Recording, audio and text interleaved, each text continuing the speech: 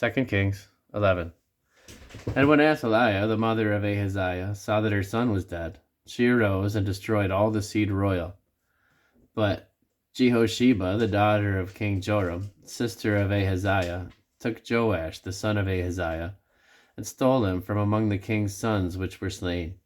And they hid him, even him and his nurse, in the bedchamber from Athaliah, so that he was not slain. And he was with her hid in the house of the Lord 6 years. And Athaliah did reign over the land.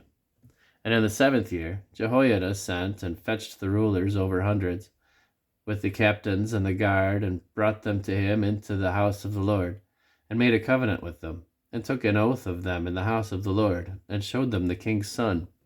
And he commanded them, saying, This is the thing that ye shall do. A third part of you that enter in on the Sabbath shall even be keepers of the watch of the king's house. And a third part shall be at the gate of Sur, and a third part at the gate behind the guard. So shall ye keep the watch of the house, that it be not broken down. And 2 parts of all you that go forth on the Sabbath, even they shall keep the watch of the house of the Lord about the king.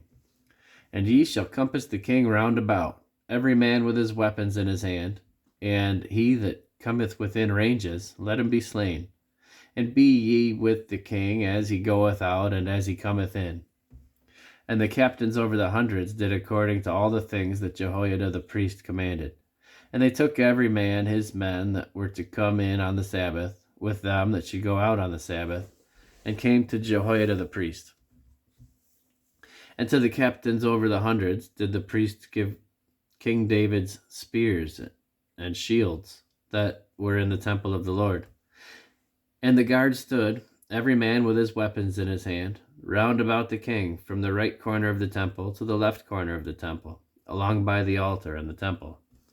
And he brought forth the king's son, and put the crown upon him, and gave him testimony. And they made him king, and anointed him.